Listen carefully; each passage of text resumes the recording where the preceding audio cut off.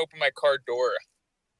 That's mad though, because the other day it was like Almost. it was like frozen, Gosh. weren't it? Where you were? Wasn't it like frozen the other day? Yeah, dude. Look at these. Oh shit! Yeah, look at that. Look at these trees, man. Oh god, yeah, yeah. God, it is windy, isn't They're just going nuts. And I it? look at these little bastards. Holy shit! Right, so I'm just gonna set this to All public. right. Get a few people joining. I'll give the other guy a ring soon. Is there? Sounds good. But yeah, when he said it to me, because I was asking him like, so obviously Ricky was gonna come on and debate the fraudulent legacy of Jones or whatever, and I asked the other Uh-huh. guy, I was like, so what other things like what other views do you have? And when he said this, I was like, yeah, this is gonna be a fucking like this is a mad take. But I'm interested to see what he says. yeah, well, I'm basically just like gonna be like moderating it. I'm not getting involved with any of that stuff. I'm just trying to make sure that it's a nice Sounds good. smooth, or like it's a nice smooth conversation. Because I know the last debate that I did, it was kind of like the guy was just like yapping, just yapping. Um, I won't do that. yeah, no, but he was saying like some mad stuff, some mad stuff. I won't cross the lines, Bromo. Well, no, like he was just talking like nonsense though. Like it wasn't even like yeah, he was just like talking over people and not letting anyone talk or anything like that. It was yeah, it was Oh, one of bit those debates, a siblings debate. yeah, pretty much yeah, right, yeah, pretty much that, pretty much.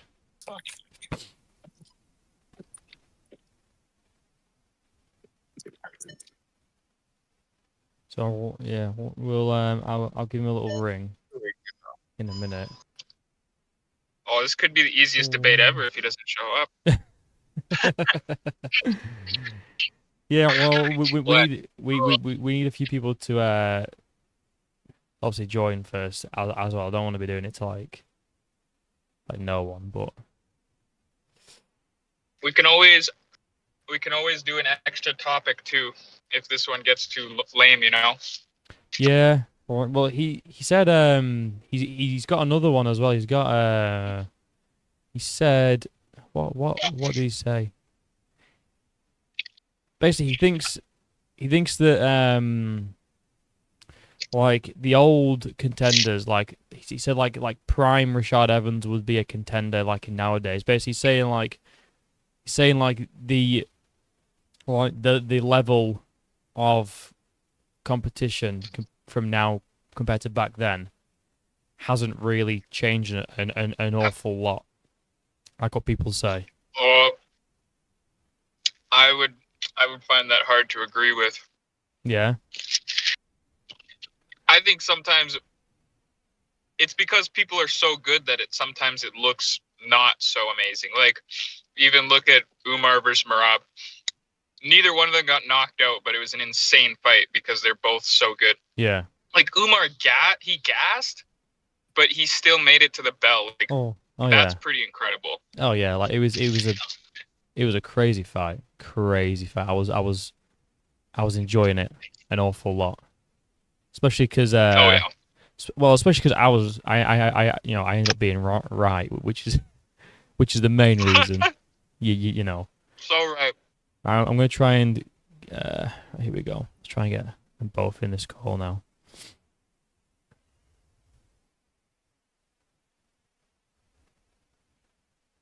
Oh shit, I did it wrong. Hold on. Sorry, I did it wrong. Bear with me. I'm trying to get him in this call. I need to do it um like this. Right, here we go. Okay.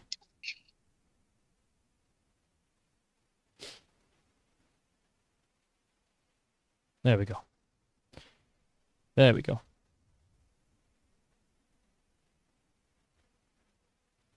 It's all right. They'll join back in a sec. Hello.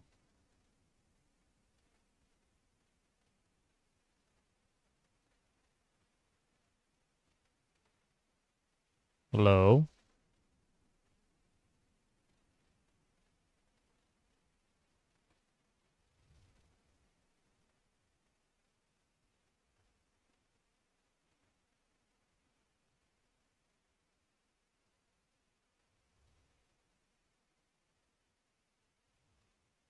Where's he gone? Where's he gone? Where's everyone gone?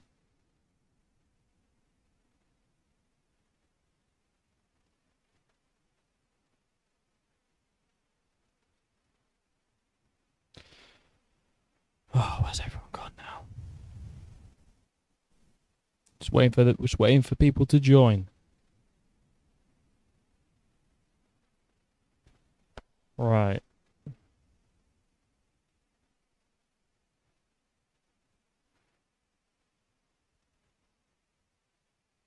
Right, Ben's back. Here he is. Hello. Okay, here I am. Right, here What? you are. Right, okay. I got worried then. I thought you left. I was right through there. Here he is. It's Meat. Meat boy. Oh, can't hear you. Can't hear you.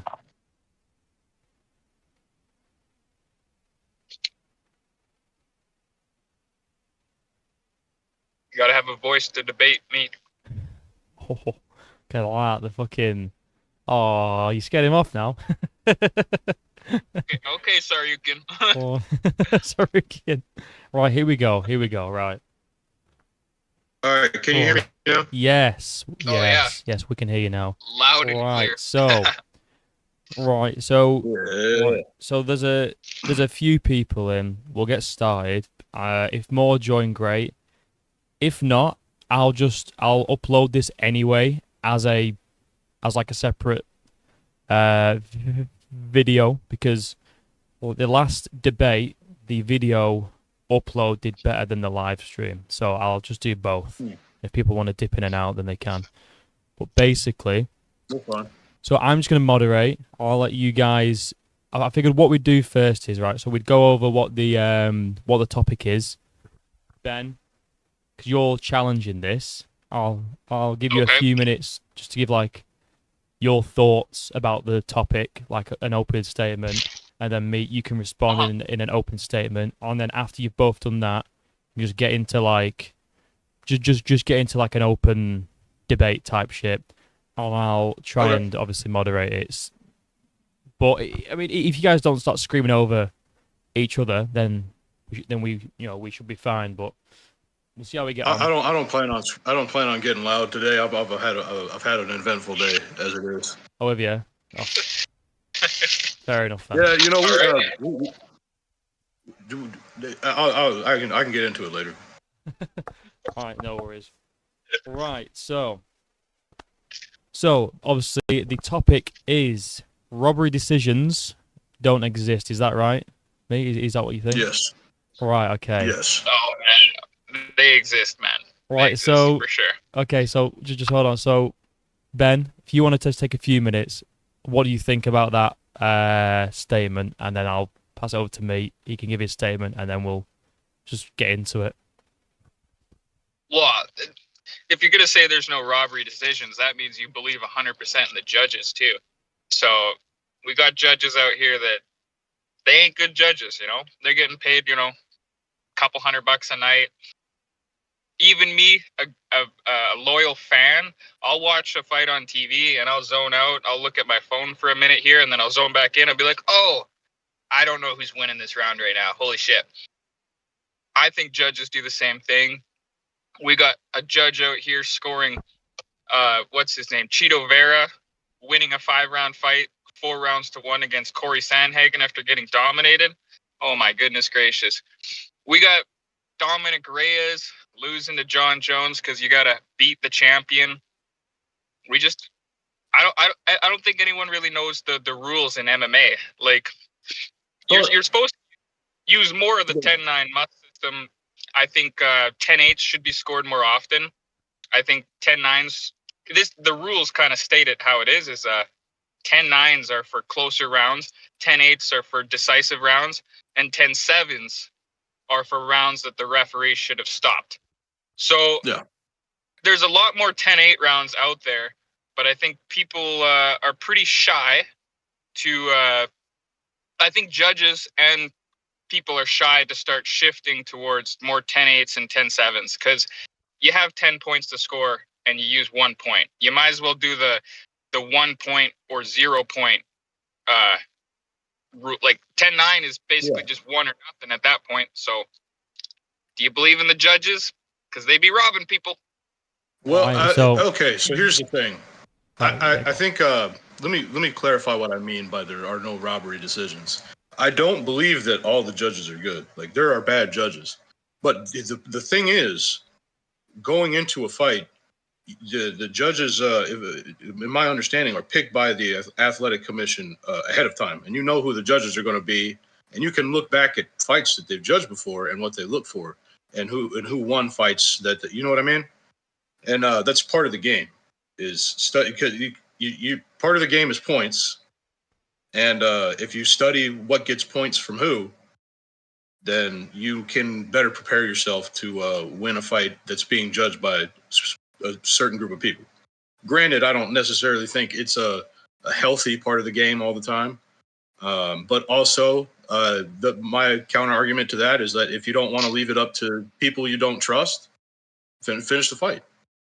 That's been Dana White's mantra for fucking I don't know, 25 years. That's true. That's true. Right. So now, if you guys just want to kind of we'll just go into like a back and forth. Just any thoughts that you've got on the topic. Yeah, go. Swing for the fences. Well, let's make it interesting. You mentioned the big one. You mentioned the big one, the Reyes versus Jones fight. I think that fight was I really think that fight should have been ruled a majority draw. Yeah. You could do more draws. Sure.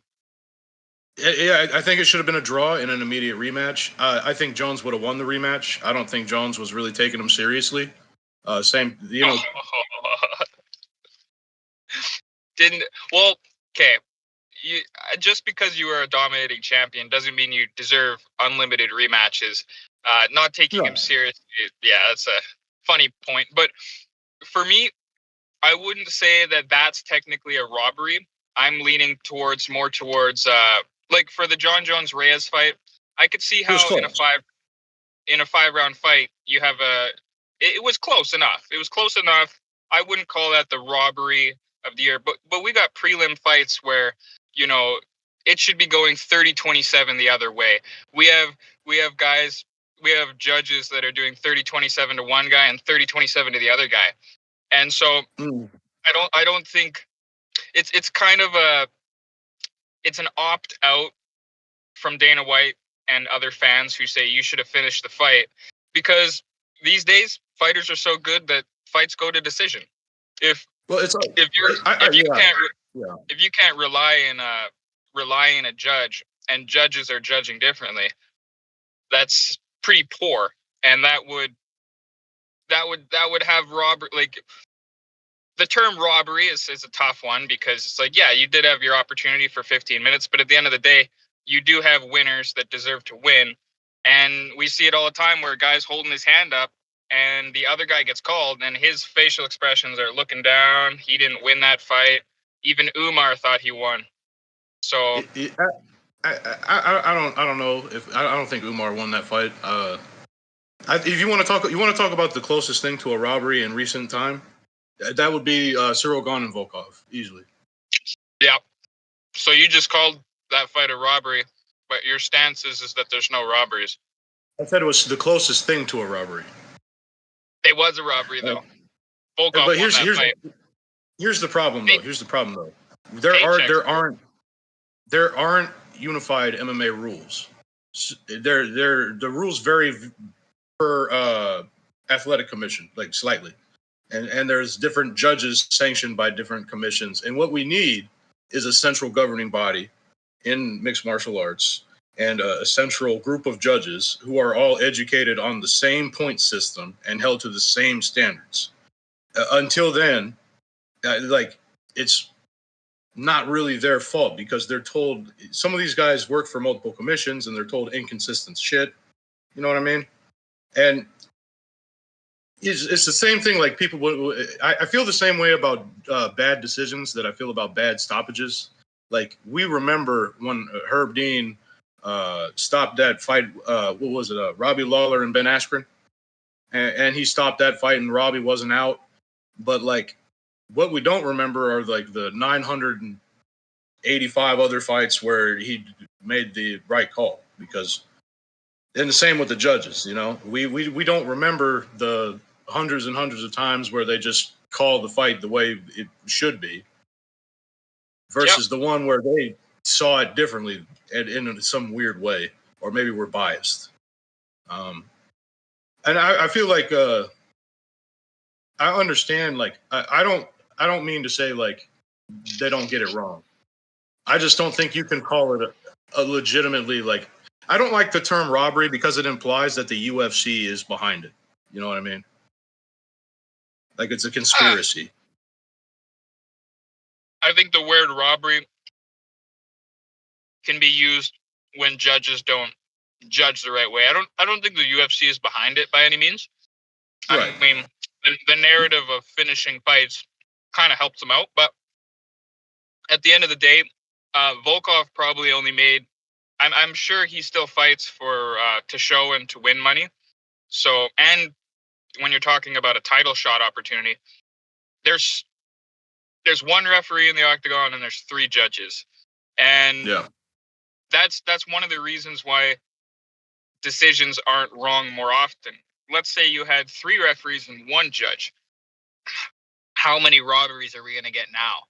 How many robberies are going to happen with one judge seeing it through his eyes? We do have unified rules, and I encourage a lot of fans. A lot of fans need to just read the unified rules because they're very, very straightforward.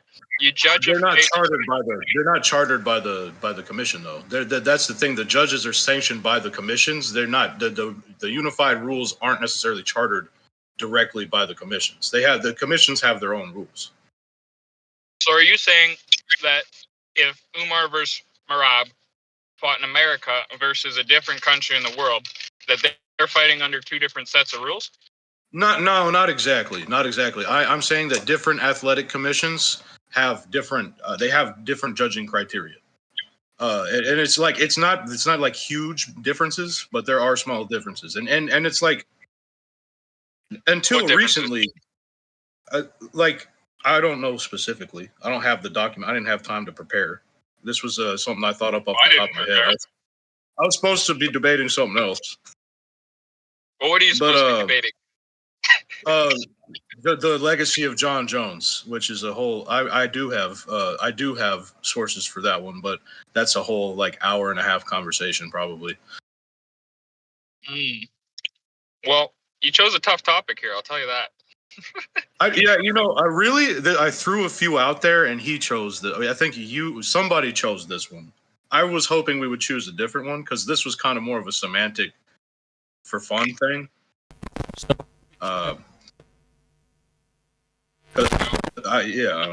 Last minute we didn't have much time. So, if you want to, what I'm going to say is this though. Until recently, there were different rules in different states. Like especially like early on, obviously that rules charter, that most of the UFC's rules are based on, was already fucking basically written back then. But you couldn't even have an MMA fight in half the states, and so there are still different. It's not that there are like let me figure out how many words. Oh, that's what the echo is terrible. Anyway, so there's old, like I think holdovers the old days, I guess, if you want to call it the old days. It's not really that long ago, but sure, we'll call it the old days. There's holdovers on how the judges' criteria is written in each commission. From what I understand, I could be wrong. I could be fucking making that up. I'm not sure. I feel like I've heard that somewhere before. I feel like I've heard that from on a podcast from John McCarthy or Herb Dean, but I could be wrong. You know, or that could just be misinformation, like, or AI. You know, because we live in that kind of fucking world now. But I'm pretty sure I heard Herb Dean say something like that. What do you got to say, Bromo?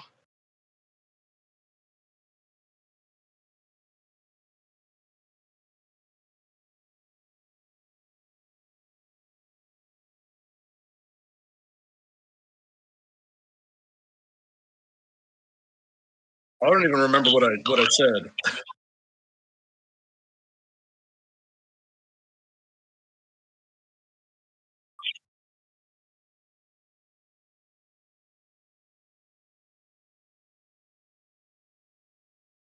Yeah, that's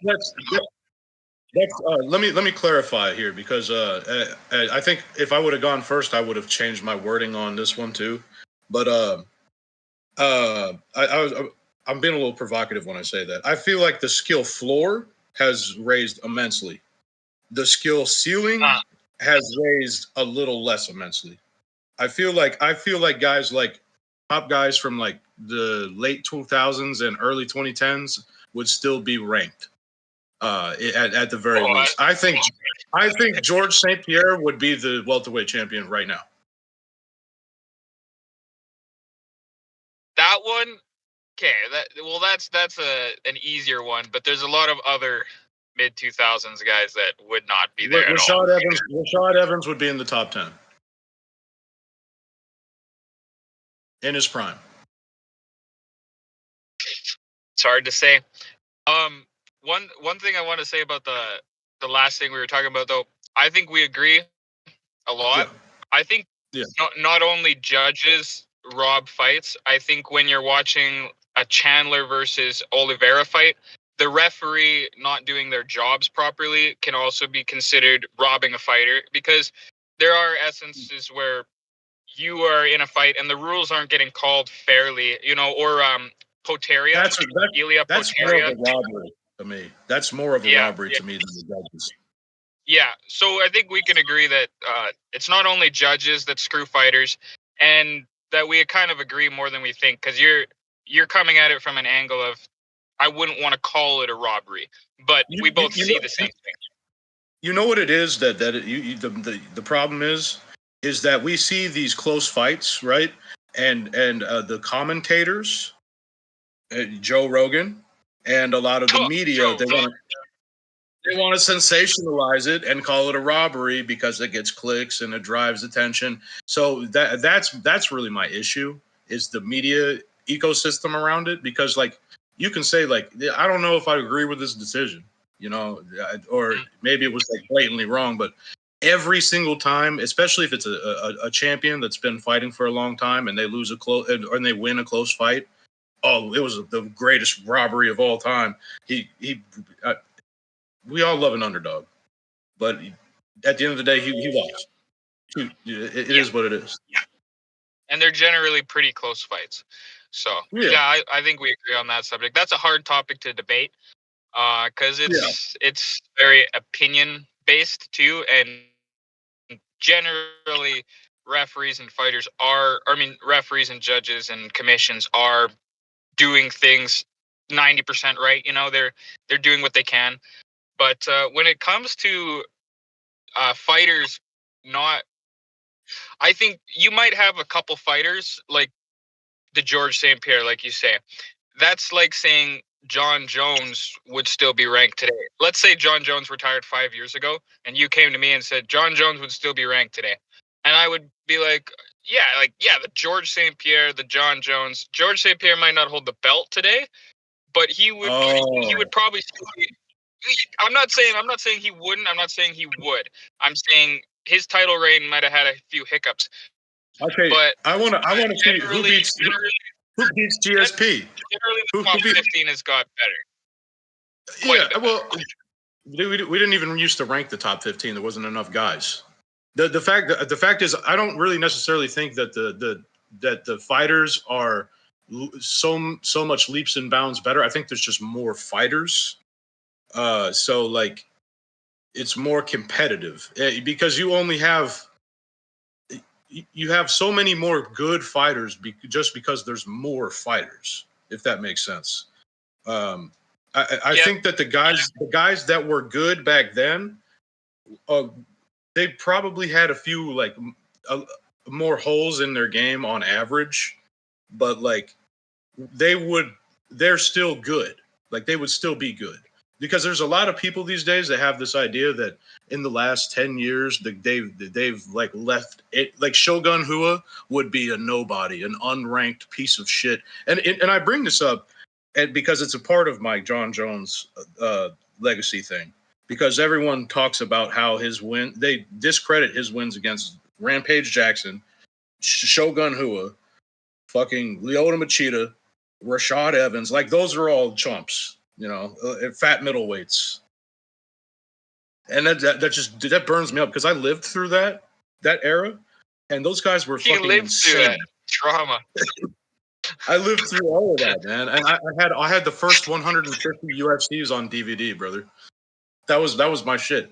I was all up in the light heavyweight era with Chuck Liddell and Tito Ortiz and Randy Couture, and that's a contentious topic for me because like sure, a lot of the guys on the lower on the unranked roster were pretty poop. There were a lot of garbage guys, but there's still a lot of garbage. Look at the fucking heavyweight division, bro. You're gonna sit here and tell me that Sergey Spivak is better than fucking Cain Velasquez and Brock Lesnar because he's a modern day heavyweight? No. Yeah, I think there's some guys, but I think saying Shogun would be ranked is kind of that's a tough one because longevity matters. And how did Shogun leave the UFC again? Yeah. Well, let's say in their prime.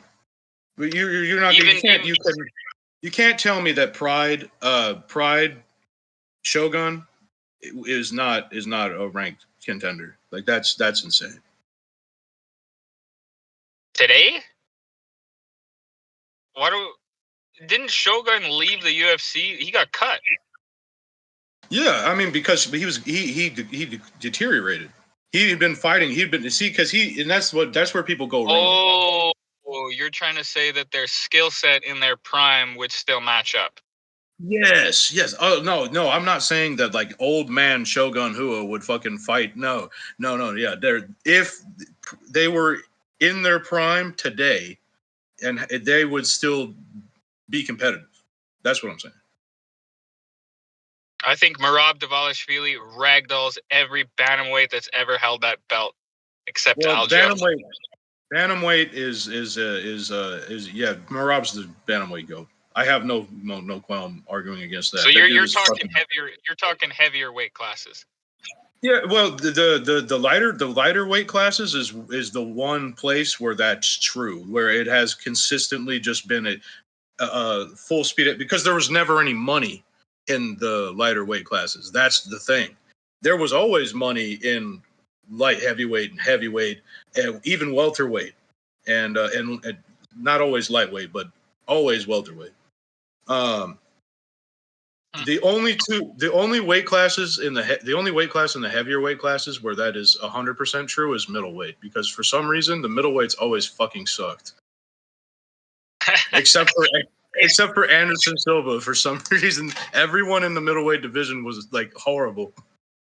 If you want to talk about a fraudulent champion, I love Anderson Silva. But come on, man. Rich Franklin, bro. Yeah, I don't think he's facing the same competition. He would be ranked, but not top ranked. No. He might get a title shot, but yeah.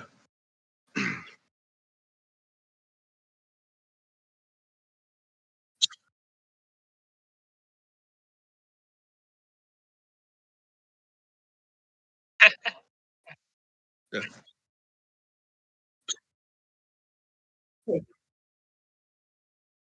Let's talk about Brock Lesnar.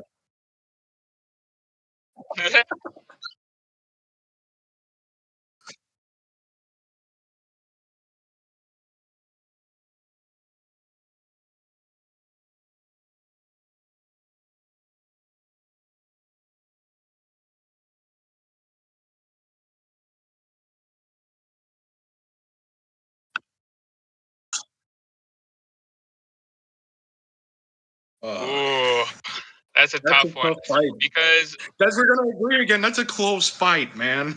It could really go either way. Fight that people think too. I mean, I think due to youth and speed, Aspinall has the advantage, but I think people think that Jones is picking the fight, like that he's taking his time getting to the fight. I generally don't think he would be outmatched in there. I think he's just kind of doing a bit of trolling and fucking over Aspinall's career. But yeah, he's a sociopath. But see, John Jones would have never done this in the 2000s, 2010s. John Jones he couldn't have got away He see John Jones after getting exposed on that fucking recording with UFC is a different person. He's Bones now. You know, Bones has taken over. That's his alter ego or whatever. So are we agreeing? Are we agreeing again or something? Are you? I think Tom Aspinall is overrated. And I think John Jones would. I think now, don't get me wrong, Tom Aspinall could absolutely fucking win this fight. I think it's a very close fight in the first 2 rounds, especially. I think it might go pretty similarly to Dominic Reyes, except I think John's going to train a little harder for this one. Watch a little bit more tape. Train a little bit harder. He's a champion. I think he's going to. They say Colby Covington. Listen, you know, I'm not. I don't understand John Jones. I don't condone his out of ring activity, but I know for a fact that he respects Tom Aspinall a lot more than he respects Thiago Santos and Dominic Reyes as an opponent, and I think that he's going to come up with some kind of way to exploit. I really think he's just going to kick his knees out, and then wrestle him, because he has the range, and I think if Tom tries to rush in, it's gonna backfire on him. Tom's so much faster than any opponent that Jones has faced. I think one thing that people don't factor in as much about fighters that were fighting 10 years ago and today is that the movement of the sport is getting a lot better. A lot of fighters back in the day didn't have such good cage control or exits or entries. Tom Aspinall has great footwork, and in the UFC today, you have to be good at tracking down your opponent and getting away from your opponent. Back in the day, it was a little more of a let's fucking get each other. But I think Tom Aspinall's footwork is I think John Jones has the timing and he has the wrestling, but Tom Aspinall is significant. I've actually watched a better, and he won't get hit. I think I've actually watched a video on the speed differential. Okay. And it's not negligible. It's not negligible. It was going solely based on John at heavyweight fighting in his last fight against Stipe, and Tom's last fight against what was that? Pivac, right? Wasn't that his last fight? No, was that Blades? Pavlovich. They all sound the same. They're all the heavyweights are generic cans. Okay, no, I'm fucking with you. That was a joke. But I really don't think Tom's speed is that unique.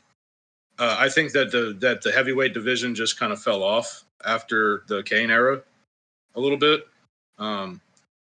Because like they used to say the same shit about Brock. Oh my God, he moves like a welterweight, and he really was fast.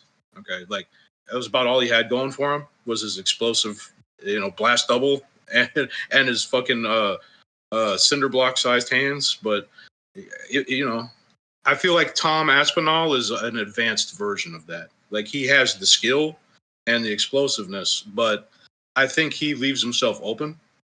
And his footwork is good. His head movement is terrible. And I think John Jones is the best distance control. Did you not watch Pavlovich versus Aspinall? Well, Tom will tell you himself. His head movement is suspect. He leaves his chin out. Of course, so does John. But John also has the longest reach of anyone in the entire sport. So, yeah, I'm not going to sit here and say that John's not going to fight dirty. I do think he's going to win. He's going to fight dirty. He's going to poke eyes. He's going to kick knees. But at the end of the day, he's not going to get. Due to these guys. He's gonna eat. I think he's gonna eat Tom Aspinall's lunch in the 4th round with either a submission or some fucking nasty, disgusting 12-6 elbows to the eyeball or something. I don't think it's gonna be pretty, but I think he's gonna win. 4th round. I've never heard the 4th round even. Like Aspinall and 4th round, they don't belong in the same sentence. That's the thing is that John Jones has never even really been knocked down. He's had that slip against Reyes, but I don't really consider that being knocked down. Not in the sense like he was out, or going out. And you can knock out. Obviously, heavyweight guys are naturally going to have a higher torque on those punches, than the light heavyweight guys, obviously. But he fought some guys that were one hitter quitters, and he took the same shots that slept guys and was fine. I'm not saying that. Yeah, well, he was also smaller too. He comes into heavyweight. No, he has wasn't. more weight. No, he wasn't. The fact that people think John Jones couldn't have. John Jones is significantly bigger than Stipe Miocic. John Jones in 2019 was the same size as Stipe. Like Stipe weighed in and fought Daniel Cormier at 233 pounds. If you don't John Jones is easily 230 pounds in the cage at light heavyweight. So hold on. I'm talking about when he was fighting, when he first started. Okay, before there was any talk of him doing steroids, and that's what this kills me. That people he's always been on say steroids. He was always on steroids. Dude, he was razor thin. What are you talking about? He looked gangly. He looked gangly in his first 10 fights. He looked like a kid. And TJ Dillashaw's a midget. That doesn't mean you can't do steroids. No, I don't buy it. I don't think he did. John Jones, he just picked up bad habits when he became champion. He got his driver's license, he got his baggie, he got his fucking steroids, and then he started crashing his car. He was champion, right? That's what happens. That's what happens when you're 23. That's what happens when you're 23. John Jones has been on steroids his whole career, man. I mean, maybe, but there's no definitive proof of that. Even looking at his light heavyweight champion at 19 years old and then gets caught for steroids a couple years later. 23. Oh, whatever. But he didn't actually steroids based on today's USADA standards, because he only had the 1 picogram, and now it's 100 picograms for a positive test result. So he may have had trace amounts in a tainted supplement, but I just don't see it, man. I just don't see it. Well, steroids aren't always about being. Here's the real problem I have. Right? Here's the real problem I have. you can look at that and you can say, well, it sure does look like he's taking steroids. But then like, well, what about now if someone else pops for the same thing and they're able to cover it up the same way and they only have the one but they're not gonna their fight's not gonna get overturned. They're not gonna get a suspension. You know, and we can't look back on all these old tests and say like, oh well, you know, turns out he was on what, you know what I mean? Like the science is out, and if we're gonna give everyone today the benefit of that science, then we have to apply it unanimously. And if we apply it unanimously, that means that John Jones never really popped for steroids. But he did. You can't, just because the world gets more degenerate and further from the light doesn't mean you get to go back in the past and say that no, didn't happen. We understand. It just means we understand the science of better. Like the test was overly sensitive. That those metabolites could be chemicals that exist in trace amounts. John's wife. Officer, she's sensitive. Oh, look, we're not here to debate John Jones out of the ring. We're not even supposed to be debating John Jones, period. But we're definitely not here to debate John Jones out of the fucking cage exploits. Like steroids. We can debate John Jones. I don't. Do you think John Jones is a domestic abuser? I think that there is. No, let me. I'll answer that question. No. It's a joke. Let's let Bromo go. Okay. Well, yeah. So I was just saying. I don't really find that like very funny, but like at the same time, like I get you, bro. It's kind of a fun. It's kind of a meme. It's kind of like a shitty meme. You know, like I don't know. So not just because like it's not. I don't find the whole like, speculation. You know, he probably should have been in jail a couple times at least. He did. Yeah, well, longer. You know, he should have been in jail the first time. After the whole, he should have went to jail, court mandated rehab, all that shit. Right. He didn't. Right. That's a whole other issue. Right. But that doesn't change the fact that Right. he's the single fucking most talented and most decorated fighter in the sports history. You know, like I can't, like I hate the fact that that's true. I hate the fact that I still like want to watch him fight for some reason. Like I still like him as a fighter, but like he Not sucks. You know, like he's evil. I just find him fascinating. I guess he's fucking he's a trip. Like he's an enigma. So can I just ask a question? So you said obviously something about the standards for the like picograms now to what they were back then. So it's not really relevant. Is that kind of the idea? Well, here's the thing: is that like it's not. It's Sean Strickland speech. Come here. Here's the thing. Let me Joe, listen. Steroids aren't real. They're put here by the deep state to make John Jones look bad. No, fucking okay, give me a second here. I gotta remember what I was even about to say. Okay, no. Do you know how much a picogram is? Do you know how much that is, or how little that is? Like the same as a megabyte. No. Listen.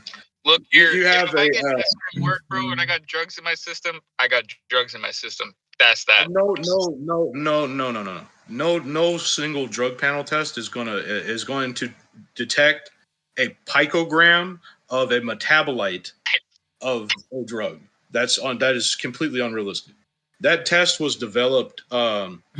It was developed and rushed to application before they truly understood how sensitive it was. Which I understand the need for the metabolite test, right? Because it whatever, but it's too sensitive because that could be incidental. That's the same argument you could use with the wife situation. She's too sensitive. It was incidental. She's a woman, sir. I guess that's why she's okay. My children too. They're sensitive. No, I mean, like, let's be real. Let's be real for a second. In one of those things, an objective harm was caused. You know, she didn't just magically like have blood on her face. You know, like that doesn't happen. Neither does 12 to 6 elbows with steroids. Those cause harm. Oh, I didn't say. We're not talking about the DQ. We're talking about the no contest. Yeah, but he was probably on steroids while he's dropping those illegal elbows. So Matt Hamill was definitely on fucking steroids. Sensitive. Yeah. Well, I'm busy. I'm busy, Mom. I'm debating domestic violence. All right. I think we. Couldn't you argue though? Obviously, you said like harm was like obviously harm was intended, harm was caused towards his wife and things like that. But what sure? Say again. Sorry, you're saying obviously like with the. I'm not going to go on about the wife thing. I'm just trying to link the two logically. So. Oh, I don't think that's a valid logical comparison. I think he's memeing a little bit. I really don't think that's no. So your stance is like obviously like with the wife stuff, like that's obviously bad because obviously that's like purposely causing harm, that sort of thing. But couldn't you also make the same argument that taking PEDs in a combat sport is also I think there's trying to cause harm? I think there's levels to it, right? I think that fighters, and this doesn't really even apply to John Jones because he only fights like fucking 2 times a year because he's a dickhead. 2 times a year? Try 2 times in a century. Two times in a decade. Now I'm talking about back then when he was on PEDs. Kevin Holland is the same amount of fights as John Jones since 2020. Well, that's who does? Kevin Holland is the same amount. He has like the same amount or more fights than John Jones. Yeah, just saying. That's actually funny. But let me finish what I was saying. Right, there's levels to using PEDs, right? And they're all illegal. What I mean by that. Yeah, well, I don't necessarily care about that as much as I care about like domestic abuse, if that makes sense. But there's levels to PED usage. Like if you have a catastrophic injury, like if you're Anderson Silva coming off of that second Weidman fight and your leg was cut in half basically, and you take a little bit of anabolic steroids so you can heal because you're an older guy, and you come back and then you pop for those metabolites. Like I don't really fucking care about that, because like at the end of the day, these guys have to. They're not trying to. They're not putting on excess muscle that's unrealistic. That's going to make them hit so hard. They're not like Johnny Hendricks on the Alistair juice. Overeem. Yeah, definitely horse meat, tainted horse meat, of course. Why didn't I think of that? Motherfucking Vitor Belfort, TRT B4, TRT Belfort. Like, come on, like those are the blatant like fucking. You're gonna hurt somebody. This is not okay. I can't. I'm not sure about John because he did get bigger at one point. And it was around he did also have the knockout against DC, and like he's not a knockout guy, but he also had knockouts when he was a gangly little kid. I can't and we can't prove by today's standards that he was objectively on PEDs. Not any more than we can anyone else back in that time. But like I don't even really care if people use EPO. That's like get the cardio, dog. Get the cardio, dog. I don't care. Yeah, Because if we have a bunch of Marab Davalishvilis running around at light heavyweight, we're gonna not have injuries. You know what? I think legalize HGH. Legalize anabolic steroids. Legalize Tyranobol. Fuck it, man. Legalize steroids, bro. If everybody's using steroids, then it's fair. This debate. No, man, so basically, go bromo. Let's get everyone, let's get everyone just on the juice, and then it's all sorted.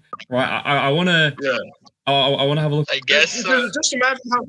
Just imagine how good you'll look though if you beat everyone who's on the juice and you're not on the juice. Then you're automatically the goal. You're automatically. You mean like what Dominic Reyes did? That's crazy. More like what GSP did, but you know. Oh yeah. Right. So I just want to. So I want to read some chats because people have been obviously leaving some. Let's get the chat on like whatever we've been talking about. I want to get your guys' thoughts on some of it. A lot of it is just kind of. Some of them be talking about like the Marab fight. Someone saying that if Umar was healthy, then he beats Marab. That was Persian Mist. He thinks that healthy Umar beats Marab. What do you guys? Why do we have to take things from people? Like Marab had the superior cardio, and it won him the fight, man. Like, you don't have to diminish Marab. Like Umar. Cardio, Oh yeah, I mean, he's definitely on EPO, like 100%. I don't know how the fuck he's getting away with it, but he's on that shit. But no, seriously though, like Umar will be a champion someday, but Marab is the fucking bantamweight goat. Like in all seriousness. Like, and also, people are ignoring the fact that Marab wasn't healthy either going into this fight. He came in with a fucked up leg, bro. Like really. No fighter comes into a fight healthy. Oh no! No fighter ever. Oh no! Like there's obviously gonna be like certain things that are like I don't know, like maybe you've pulled. Marab was coming in with like a fucked up leg, like so. Yeah, he wasn't even like healthy coming into that fight, but yeah, he didn't really make any big deal about that. So I think, I mean, if you have a healthy Umar and healthy Marab, because Marab wasn't healthy going into that fight, then I think the outcome's the same. To be honest, I think even Umar it'd be the same anyway. Umar definitely, if Umar broke his hand in the fight, that's part of fighting. You know, there's like if you break your leg, you lose. Like he kept. I admire the fact that he kept fighting. He didn't bitch out and quit, but like that's part of the game. You know that it's not like a fluke that he was getting dominated and he broke his hand. It happens. Yeah, I mean, I gave Umar rounds 1 and 2, and then rounds 3 onwards was just complete, just domination. Like, dude, he was emoting on piss out of him. He was straight up like doing Fortnite dances and shit, bro. It was over. Right, we have another one here. Got Jermaine here. He says Jones slams Tom Aspinall. Any thoughts on that? Like slams? I'm guessing he says that basically he's just gonna do him. It's not an easy fight by any means. Tom's bigger and faster. Jones has the distance and the reach and the experience and the psychotic fight IQ, which I think is why he's going to win the fight because he's an insane savant. Oh yeah, he's 100% a psychopath. 100%. Yeah. Oh yeah. I did a whole video on it. You gotta be a psycho. I went through all of the psychotic traits and I linked them to John. Oh yeah. And he meets all of the characteristics. I mean, I'm no therapist, but. Well, I have schizophrenia. I real recognize real, bro. The motherfucker's crazy. I think basically to get to the pinnacle of any sport, you have psychos. If you look at any like baseball pitcher, if you look at any like Tiger Woods, you look at any guy that's at the top of their sport, Conor McGregor, George St. Pierre. George St. Pierre is a good guy. But you look at the John Jones and you look at the Conor McGregors of the world, when you get to the top of the sport, you either get there with, like, the way I'll say it is, you get there with God on your side and you stay a good man, or you get there through the other way. So those guys, the Conor McGregors and the John Joneses of the world, they're doomed. They're guaranteed to corrupt. They've already chosen how they're going to get there, and they are psychos. Yeah, well, I think they have once you have nothing left to prove and you're that way, you kind of just go nuts. Conor McGregor is a whole other topic. I think Conor McGregor is one of the most overrated fighters of all time. And that's fine. You know, he did a good job promoting himself. But he never defended a title, and he really only won like 2 fights at lightweight. He lost the second fight. You want to talk about a robbery? You know, he lost that second fight to Nick Diaz. We all know that. You know, like I said, the judges picked the guy. That was one of the worst decisions I can remember off the top of my head. But you know, I don't know. I just had to get that out there. Fuck Conor McGregor. And he's not that good. At least John Jones has the courtesy of being good at fighting, you know? Well, yeah. John Jones. John Jones is a good fighter. And also GSP is crazy. He hates fighting. He hates CTE though. But I really think he has like obsessive compulsive disorder. They're just like watching his training and shit. Like he's a weirdo. They're all weirdos. They are. You know, I know they're weirdos because like I've been in a sparring session. That shit sucks, and they do that shit day in and day out. Fuck that shit. We've also got another one from Jermaine, which I think is quite interesting. This guy's just coming out with some hot takes, I think. So it says O'Malley did better against Merab than Umar did, and O'Malley was injured. People hate grapplers. Well, I guess Umar's not even a grappler. I don't even know. Like, no. I mean, he was okay. Sean was in the fight the whole time when he was able to get up. Sean didn't really gas out as bad, I guess. But no, I don't know. I have to rewatch that fight. I mean, I think. Sorry, go on. Go ahead, Bromo. No, I was just saying that. I mean, my opinion. I mean, I really wouldn't give O'Malley a round, maybe round 5. Well, yeah, probably round 5. But Umar, in my opinion, in the first 2 rounds, was doing a lot more than O'Malley did in round 5, and Umar got 2 rounds on Merab. O'Malley got at most 1 if you're being generous. And that's kind of what I mean. You go ahead, Ben. I've been talking. Yeah, I think the reason why the Merab versus O'Malley fight was so much more of a stalemate is because once Merab got O'Malley down, he wanted to keep him down. Clearly, with Umar, Dvalishvili, he took over and he would throw him down and get right back up. But Merab really stifled O'Malley's threats and the whole fight. Like O'Malley, he stood very tall. O'Malley was always afraid of the takedowns, and so Merab really capitalized and held on his capitalizations. But Umar did better. But I agree. Umar did better, especially in terms of points. Like he came closer to winning. I think people will see fighters that are still like ready to fight at the end of the 5th round, and they'll count that as some kind of moral victory. Like, especially if they win the 5th round or whatever. I'm not saying that that's right. I'm saying that that's probably where this narrative is coming from, if that makes sense. I mean, like O'Malley got fucking dominated. That's how the scoring system works. But he never got beat up. That's exactly, and that's what people are looking at when they say that kind of shit. You know.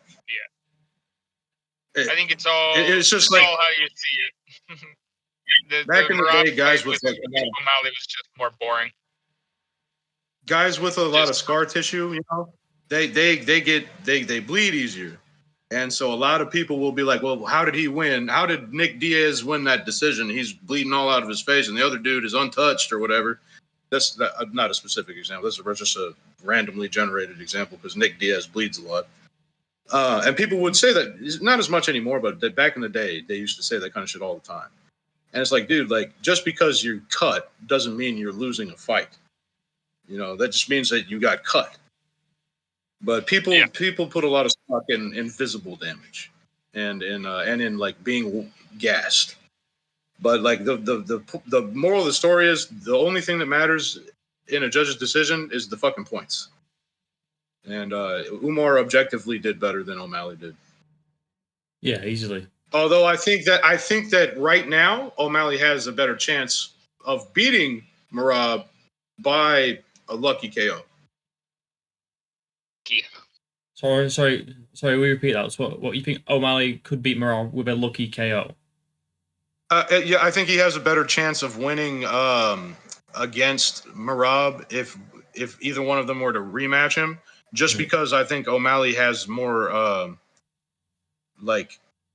more of the explosive like flash knockout potential, and he could get lucky and tag him.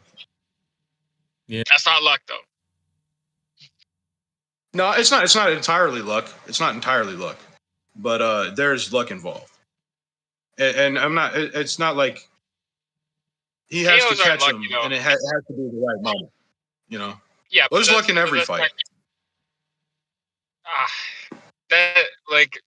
I think it's incredibly disrespectful to say a KO is lucky though, because you look for it the whole fight, and then it happens, and you time it right, and the circumstances get right, and then someone goes, lucky KO.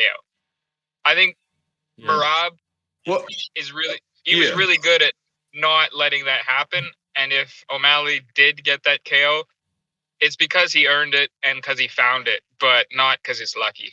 It's like what Jamal Hill said about his hair loss. Like, I just got caught. Fuck Jamal. Fuck Jamal. No, you didn't. I mean, like, same with Jamal. Same with fucking Yuri. He got lucky this weekend, right? Oh, dude, I am waiting for Jamal to. I mean, he posted an Instagram post, and the caption was actually pretty decent. And yeah, he's been pretty chill. I'm waiting for him to fucking drop a video, coping like crazy, and I can't wait for it. I want to believe that this losing against Yuri was the wake up call. That was not a coincidence that he got knocked the fuck out. I hope. I want to believe that he'll take that and go on some kind of redemption arc, and he'll have a fucking a fight of the year with Khalil Roundtree later this year. And it'll be like a huge storyline. That's not going to happen. He's going to bitch and moan, and he's going to get smoked. But it would be a lot cooler if it went the other way, Jamal Hill's next attack is going to be against Roundtree. He'll be like, I got caught. You got fucking dominated. Fourth round. Well, it's like when people were calling for him to fight Khalil Roundtree like a year ago. I think Alex Pereira came out and said something like, nah, Khalil, you're coming off of a loss. Like, you need to work your way up. And it's like, you're coming off a loss from the same guy. You got knocked out in round. Yes. It's just ridiculous. Let me just say, I wanted to say something. I knew Yuri was going to win that fight. Same, bro. You want to know? Because Jamal wasn't even thinking about Yuri at all. He was thinking about his next fight with Alex. This was nothing. This was just a formality for him. And Yuri Prohaska is fucking dangerous. I mean, like, come on, man. What a beautiful performance from Yuri. I mean, my predictions, right? Because I just want to comment on this chat from Lukey. Thank you for pointing this out, by the way. How does it feel to be the only YouTuber that predicted Merab to win? I was. Every single YouTuber. You were. And Guru. I really was. Mate, Guru said Umar. I really didn't think that. Okay, in bedtime said Umar. Everyone said Umar, and I was like, I said Umar. You said Umar. I was like, nah, bro. To be fair, I wasn't the only one. There's another guy called Warhorse MMA. He's got like nearly 2. Yeah. Now. He predicted Merab as well. But me and him, literally, I think we were like the only people that I've seen predict Marab. So it felt fantastic. And yeah, I mean, I saw a lot of guys giving Umar, saying Umar, but Marab can win via the cardio and shit. I saw that take, but like, why are you saying Umar would win? Like, what did people really? What do you really see in a guy who has 2 ranked fights? Exactly. It's just Dagestani hype, bro. It's Yeah, Dagestani hype, and like those guys are good, but come on, man. It's that let's not do nepotism in the UFC. Yeah, it's like everyone was saying, like, oh, Umar's been dominating guys, he's been doing this and that. And like my point was like, yeah, he has been, but like who's he been dominating? He's been dominating fucking nobodies.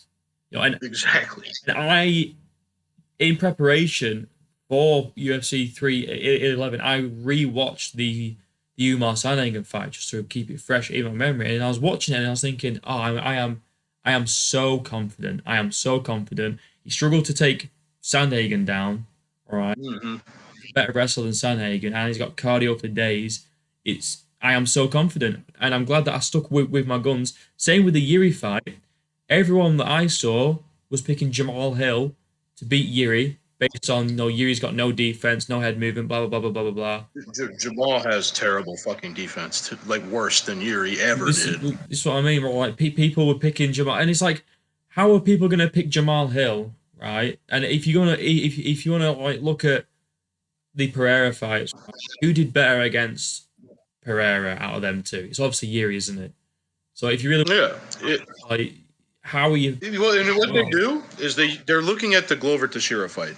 I think is the main commonality they look at, because Jamal did better than Yuri, but also Glover, that was Glover's retirement fight. He wasn't as good anymore. When you get those late career peaks, they don't last long. You're in your fucking 40s. You decline rapidly. And so like I never really thought that was a fair comparison at all. Also, Yuri's a way more experienced fighter. Got way more fights than Jamal. Yeah, than Jamal, definitely. Because Jamal's got, what, 15 fights? Then I'm 16, 17? I'll have a look now. Yeah, I think he's 15-2, isn't it? I'll have a look. I mean, and then Yuri has like upwards of 30-something. And that's just MMA. We're not talking about kickboxing. Yeah. Well, my main thing was, so when I saw, because I obviously used to watch Guru and stuff like that, so I watched Guru's prediction for this, and he was like, I think Jamal's gonna knock Yuri out with like a counter left hook in round 1, and I'm thinking, who has he done that to ever apart from Johnny? Nobody. Or Johnny Walker. Also, Yuri's had 37 fights. Yeah. And how many of those have gone to a decision? One. Ever. Yeah, one. Yeah, one. But yeah, so yeah, he said, buddy, I'm gonna predict Jamal Hill via round 1 fucking counter left hook, and I'm thinking Jamal's never done that ever. Like he doesn't knock people out, and Yuri's only been knocked out by Pereira because Pereira's got like a nasty fucking left hook. But Pereira's a genius. Whenever Yuri gets rocked, he survives and he comes back. And Jamal was doing really well in round 2, but like I say, it doesn't matter. Yuri's going to tank it and he's going to get the fucking TKO. And I was right. And he got. People really just think that Yuri's a goober and he just goes home and like dicks around and comes in and does karate or some shit. They don't think he's a serious fighter that trains and that he would make adjustments. Like obviously after getting knocked out twice, you're going to start blocking a little bit. You're going to work a little bit, at least a little bit on your defense, which he did. And if you watched his promotional material, he said he was going to make adjustments. And I don't understand what people thought was going to happen. Well, after the Pereira loss, the last one, he said he needs to. I think he said something along the lines of, "I need to evolve or basically quit." Yeah. So he did evolve. I want to see if he's been working on his checking of leg kicks though, because that's a big fucking. Definitely. That's a big flaw. Definitely. I wasn't throwing them, so we don't know. And against Alex, if you want to fight Alex, again, that's needs to, really work. I want to see him get another win before he does that. Oh yeah, I think he should fight the winner of Blachowicz and Ulberg personally, and then go 100%. And then if Jamal needs to fight Khalil Roundtree. Agreed. I think wins the Ulberg versus Blachowicz fight. Oh, I'm going Ulberg. Yeah.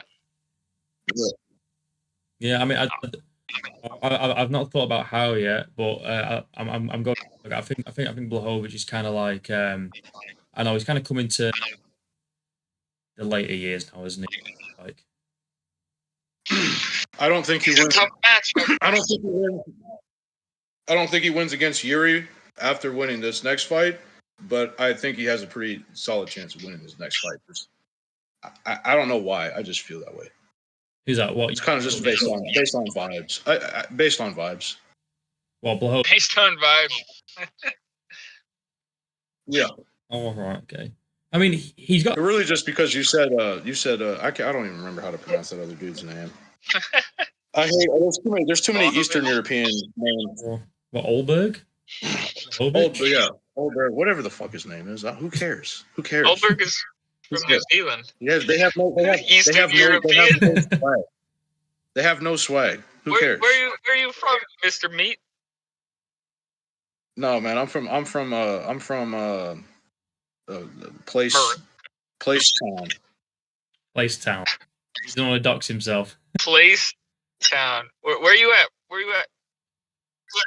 I'm in Louisiana. Oh, very American response. I'm in Alberta. Oh yeah. Oh, you Canuck. And I am in England. Look at this. We got a Gritmonger. We got a Canuck. Hell yeah! Look at it. Look. Hell yeah, I'm surprised you even know where that is.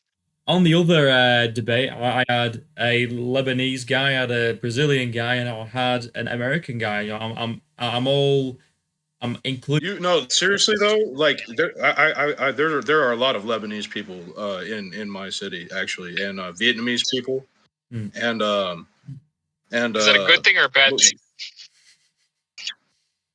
Well, to me, it's a great thing because I love different types of cultures and cuisines and shit. And growing up, actually, one of my best friends was from Vietnam, and I also had a lot of Lebanese friends that worked that own. One now owns a Persian deli, and every time I go in there, he gives me the euro for free. Vietnamese owning Persian deli?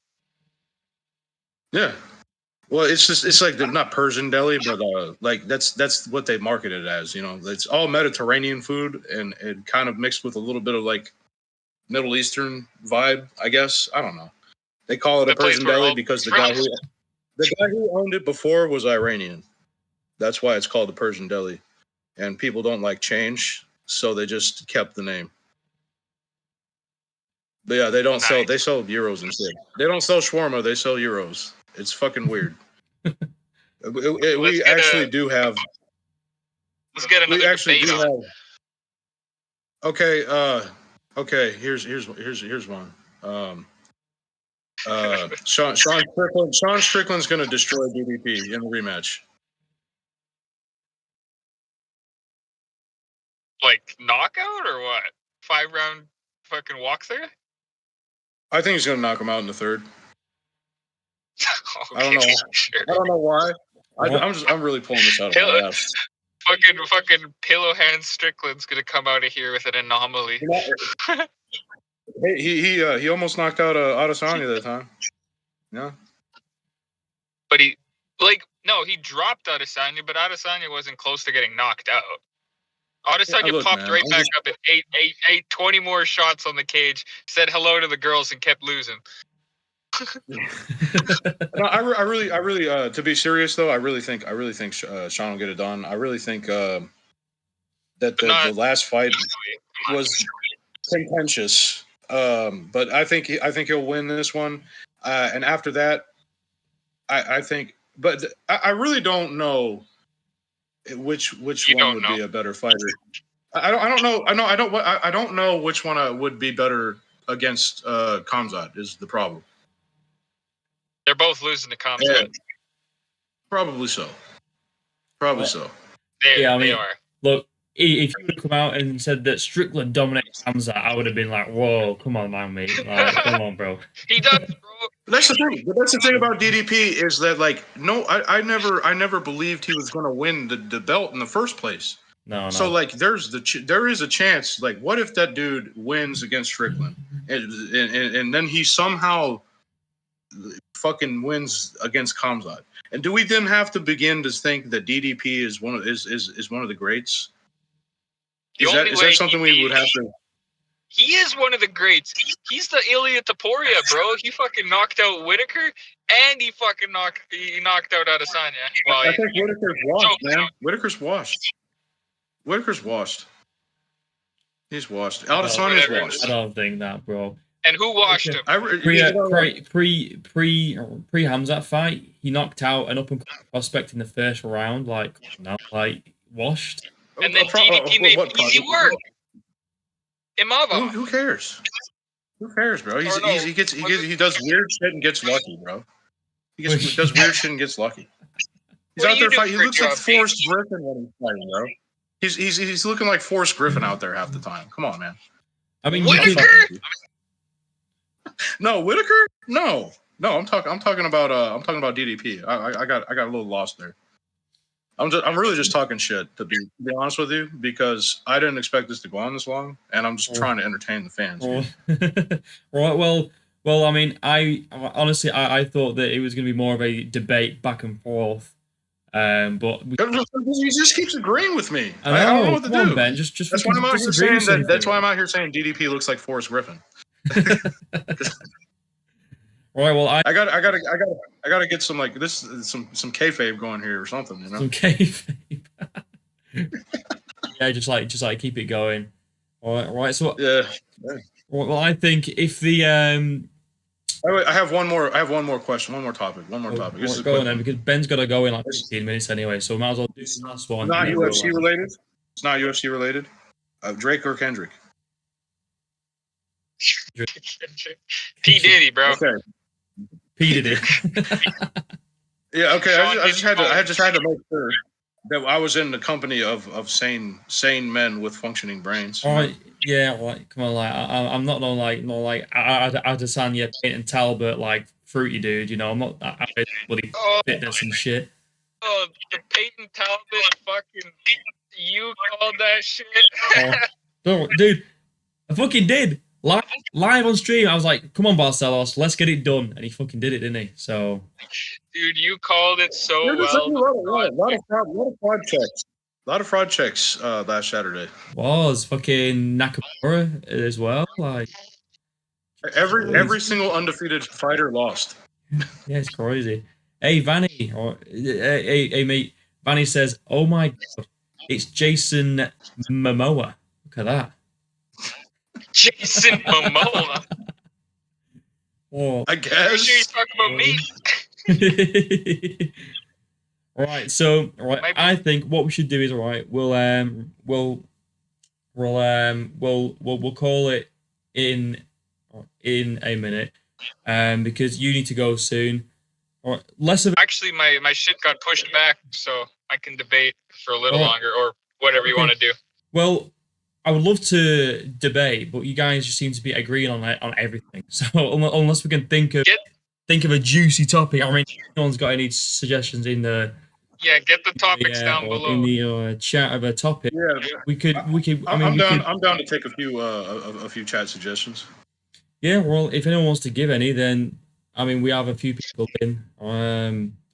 I'll see if there's any more chats. If not, then let's just see. Yes, got one from. I'm gonna look back. I want to know who they're calling Jason Momoa. Honestly, I think. I think this Jermaine dude's trying to. I think this Jermaine dude's trying to like rage bait. To be honest, he's saying things like O'Malley owns Marab Umar. Umar would get wrecked by Sean lol. O'Malley is easily the coolest bantamweight. He's not cool though, is he? He's a cook. lets his wife sleep with other men. I don't think that's very cool, but I mean, I guess that's just me. Who's the best referee? Here we go. Here we go. Here we go. Right, so we've got So just for this isn't a debate, right? Topic, but I've got this guy, Dean of Allah Lectures. Right, I was debating him a few weeks back about Tomas Mal versus John Jones, and I said that Marv would beat Umar, and we were debating this. He was saying 100% Umar would win. He said, "Yo, bro, remember me? I was the one that said 100% Umar would win, and I'd come back." Umar didn't win. Out of my word, bro. You called it. Respect to you. But no lie, Umar fought well. Umar did fight very, very, very well. Thank you for coming. Oh yeah. I was hoping to see you in the live stream, Dean, because I did live stream. But I'm glad that you've come back here. So we've got this one from Bismarck. Hopefully you agree on this, right? Big Ank will beat Poeton by decision. No, I don't see it. He doesn't use the grappling that much. I really think he's gonna try to fucking stand and bang with him, and he's gonna get knocked the fuck out, just like everybody else. Alex sucks, bro. Oh, here we go. Come on, then. Come on. Oh wow. Let's go. He sucks. You're gonna take. No. Alex needs to call on all the fucking spirits gods. Come on. That's. No. Ankalaev's. I think Ankalaev is a good fight. I think it's a good fight that we need to see, but I really think Alex is gonna knock him the fuck out. Honestly, what would be hilarious? What would be hilarious is if he subbed him. If that would make my fucking. Ankalaev? Yes. Dude. Like some fucking Anderson Silva versus Chael Sonnen type shit. Anderson Silva had that would be fucking hilarious. Alex Perry growing up. What do you think?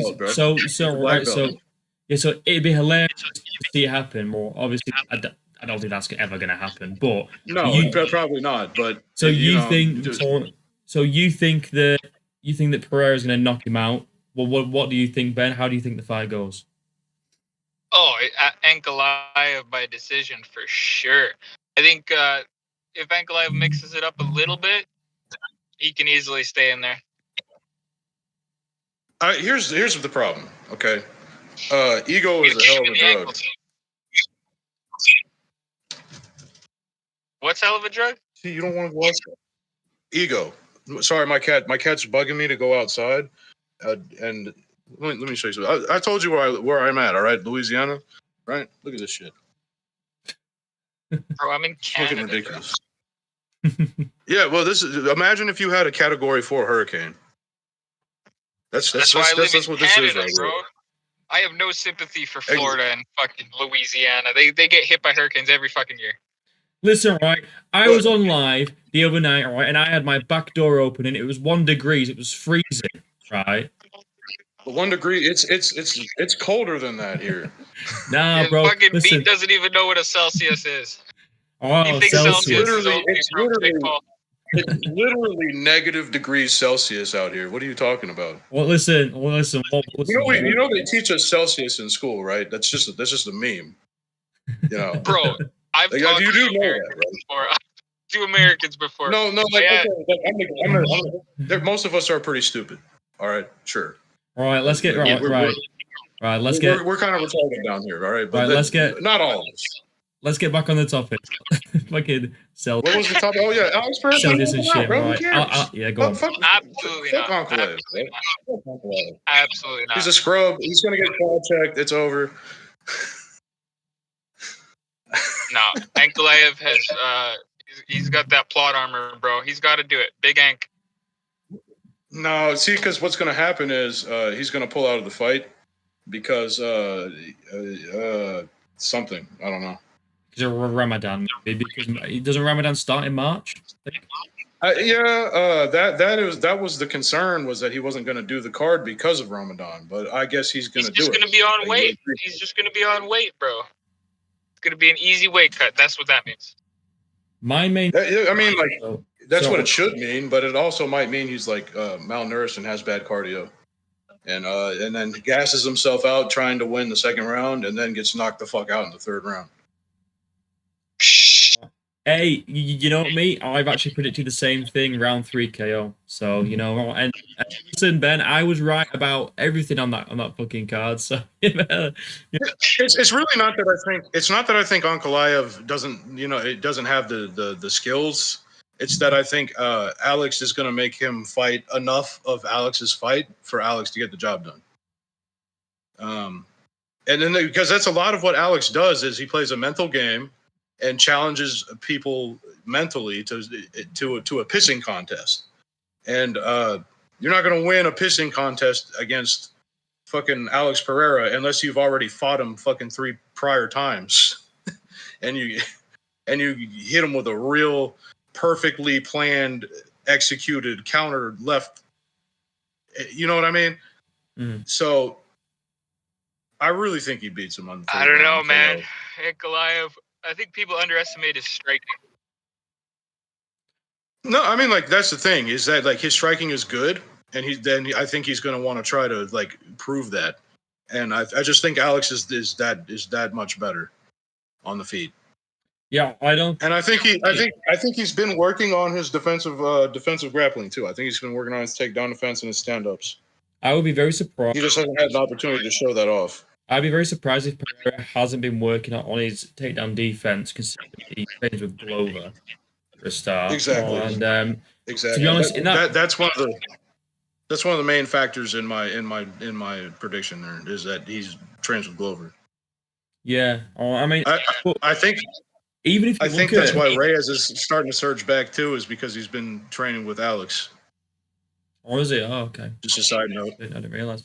I mean, even if you look at, so I've got Ankalaev's things up here, like his stats and stuff. People talk about like the takedowns and things like that, or like he can really wrestle and this and that. According to UFC stats, like his takedown accuracy is 31%. Which he's not that good. That to me. But his striking. Really like worrying on like his striking. Yeah. I think people overrate his grappling because there aren't any good grapplers in 205 right now. Like that's just it is what it is.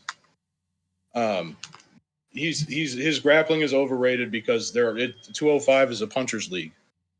Like straight up. Sorry, I just got teabagged by my cat. So Ben, are you thinking a decision because he's going to outstrike Alex then, or what do you think? What's the deal? I think Pereira, he's got really good striking, but he really likes it when it stays in that realm the whole fight. So any Pereira fight that we've seen that isn't 100% striking, he seems to have a little bit of difficulty in. The Adesanya 1 fight, his debut into the UFC against Petrino, or was that who he fought in his debut? Petrino? Anyone Pereira's fought who's able to get a takedown on him, instantly the striking realm becomes a little less dangerous because he has to think a little bit more. But I think people are taking a shit on Ankalaev a little bit. He's borderline undefeated if you take away that 1 submission that was very, very late in the fight. He has 1 draw, 1 no contest, and 1 loss. And that loss was in the final seconds. So I think it's going to be a lot closer than people think. And I think Alex Pereira is going to have quite a bit of a problem. And I think he's going to lose the decision. Look at Yuri's record before he fought Alex, though, too. Like, look at Jamal's record before he fought Alex. Alex has fought nobody but like pretty much. Look at Adesanya's record before he fought Alex as well. Exactly. Yeah, but you're talking about. It's not that I think Ankalaev is a scrub. I think Alex is a generational talent. I just think that he's a cut above. I just want to bring up, right, just to be fair, because obviously I think that Alex Pereira, Big Mark brings up, he's asked me to bring this up, that Yuri Prohaska and Adesanya were able to take Alex down pretty easily. So like the strikers are able to take him down. So someone with Blachowicz. someone that's got the wrestling like Ankalaev will probably be able to do it. But that's why I think he's been working on that, because like you don't get taken down by Yuri Prohaska like that, and then not be like, okay, Glover, I need to be better at this. You know what I mean? Like he has to have been like working on that shit. And I've seen some of the videos of him doing jiu-jitsu. He's still not that good, but I think he'll be good enough to get back up or stay on the feet. I mean, for fuck's sakes, if Alexander Gustafsson can fucking stuff all of John Jones' takedowns in that first fight for the first 4 rounds, I mean, anything's possible, right? Jones is a wrestler. No, I might be. Yeah, but you know what I'm saying though. Like, there's levels to being a wrestler. We've also got a few people in the chat saying that Ankalaev doesn't take leg kicks very well at all on a lot of Alex's game. He's throwing those what do you call them? Forget the word now. Untelegraphed leg kicks. He doesn't telegraph his leg kicks like Jan Blachowicz was like legs quite a bit and landing quite a bit on his legs, and Alex Pereira was like kind of known for having like some of the best leg kicks in the game. So that's definitely against Ankalaev as well.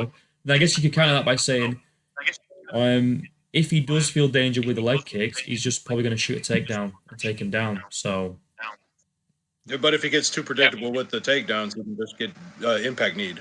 You know, well, that's actually what I said in my prediction for this fight. I said, Ankalaev might shoot for a takedown, but I think Alex might catch him on the way in, maybe, and rock him some. But I could see it. Yeah. We'll see. We'll see on Saturday night. Max Holloway. I think it'll be a good fight. We'll see Saturday night. Yeah, we'll see on Saturday. All right, we've also got. Okay, I have something. It's not really a debate. It's more just like a question or like a statement that I want your opinion on. Go for it. Daniel Cormier is Randy Couture version 2. Ben? I don't think you compare Daniel Cormier to anyone. I think Daniel Cormier is Daniel Cormier. Big old belly. Well, you have to understand. I love Daniel Cormier. He's from Louisiana. You know, I live not too far from Lafayette. I live in the capital, so about only an hour and a half away. I love Daniel Cormier. I also love Randy Couture. You know, but they have very similar accolades, the very similar career. The difference is DC defended his titles. Randy won multiple times. Obviously, DC's more talented as a all-around fighter because he's he's in the newer game. You know, he's got a more complete game. But the reason I say he's the version 2 is because he took that path, that unlikely, Olympic level wrestler to UFC champion at late 30s, early 40s, type shit. And I really think it's a similar overall career. And really, the reason I bring that up is because the UFC kind of erased Randy because of their disputes with him. I don't know. What do you guys think? He didn't have 2 belts, Daniel Cormier is Daniel Cormier. I don't think you compare him. Randy Couture did have 2 belts. He won heavyweight and light heavyweight, same divisions. Oh, not at the same time though. Did DC win him at the same time, or did he relinquish his heavyweight belt to go? Wasn't DC a double champ? Well, in terms of I'll have a look and confirm. Double champ in terms of the fact he had won 2 titles, but I don't think he was congruently at the same time double champ. I think that's. I really think you shouldn't be allowed to be. He was. Well, so he says here he is the second fighter in UFC history to hold titles in 2 weight classes simultaneously. Oh yeah, that's. I think what happened was he relinquished his light heavyweight belt the day after he won. Yeah, but he still held both. It's kind of. Yeah, but that wasn't really a thing back then either. It was. That's like a McGregor. version 2. No, what Conor McGregor? Randy Couture was way before Conor McGregor. No, I'm saying Conor McGregor was the first one to hold 2 belts at the same time. Then Daniel Cormier was the next, and then Amanda Nunes. Well, I'm saying no, it wasn't a thing before then, before Conor. Like they wouldn't let Randy hold 2 belts. They made him relinquish the belt like several times because he wanted to go fight in a different weight class, or because he wanted to go fight in a different organization. They didn't like that shit. Right, but if you're Conor McGregor nowadays, you get to go fight Floyd Mayweather and hold up the division. And I don't fucking like Conor McGregor at all. Well, he's going to fight Logan Paul next, isn't he? He's he gives the sport a bad name.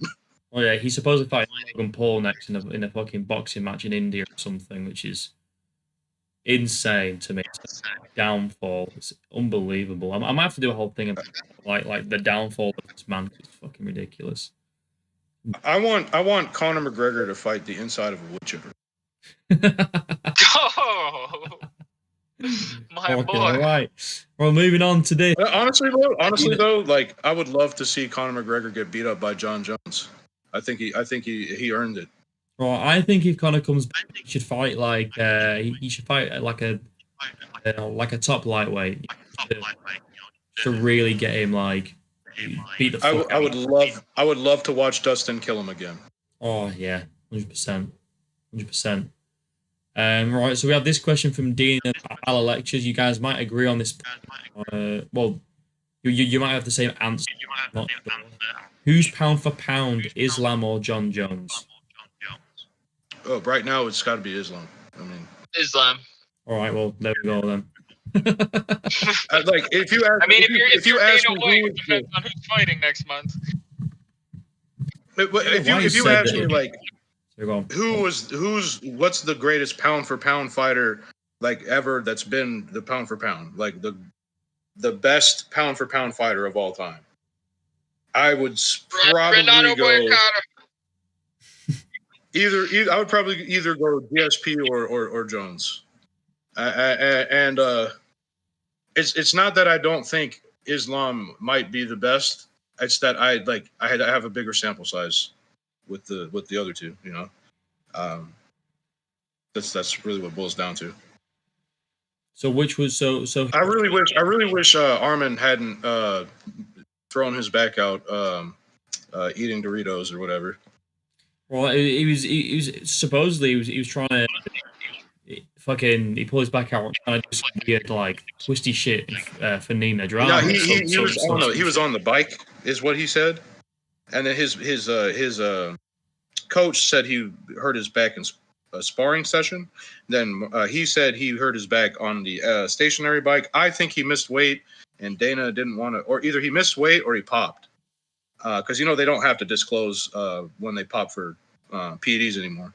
And I think Dana and Arman worked on a narrative because he also said we'll see what happens next year.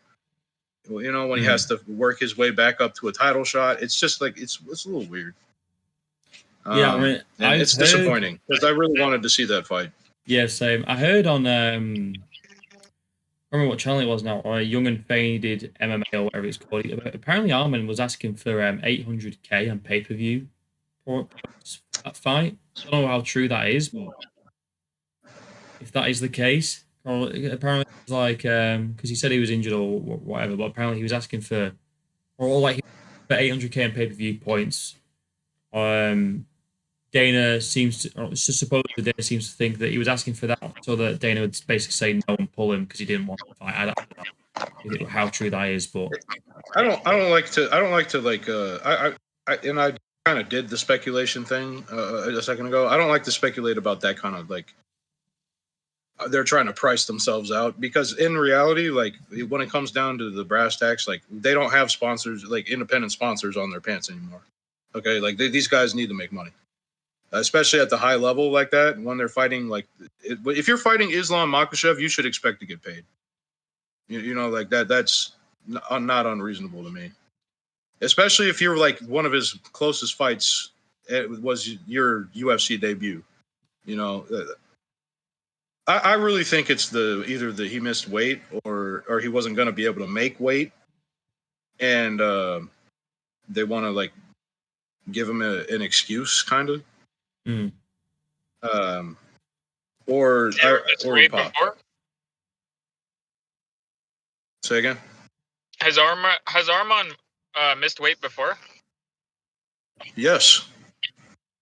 Oh, I believe a couple times. Yeah, he's a big guy. He's getting a little older. He should probably 70. All right. Well, we've also got. Granted, So his mom should be in 172. The weight cutting is like that. That shit should be illegal. It's incredibly dangerous. oh yeah, no. Well, I think Islam right. I think Islam cut down. Oh, sorry, go on. You're breaking up. I think he's going to work. Ah. Right. Well, I tell you what we'll do. I will just quickly. Weight cutting should be illegal. Oh. No, like to the extent that a lot of the 155ers do it, yes.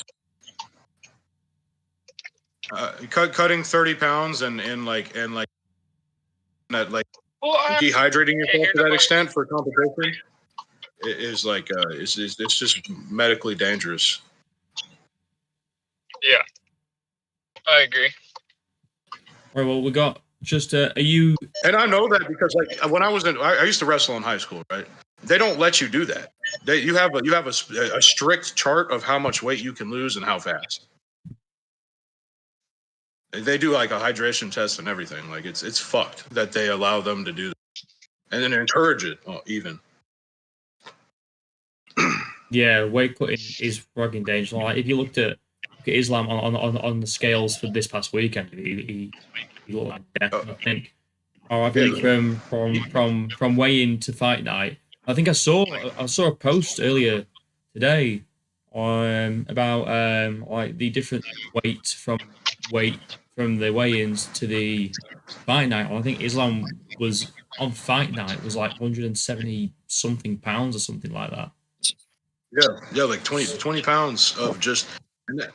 There when you're that muscular, the only place that weight can come from is their hydration, your water. Oh yeah. So he's like you're literally destroying the cells in your body to cut weight, and it just doesn't make sense.